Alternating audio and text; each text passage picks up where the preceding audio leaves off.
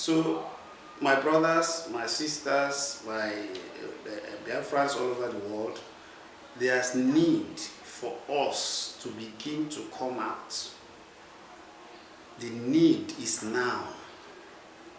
We must continue to discuss this. It is our right to be free. It is our right to speak out. It is our right to be peaceful, to have peace. It is our life to enjoy our nation. It is our life to enjoy Biafra land.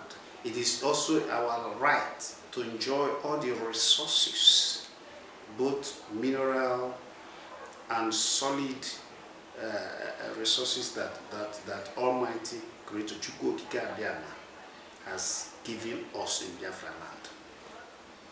So my brother, I ask you to continue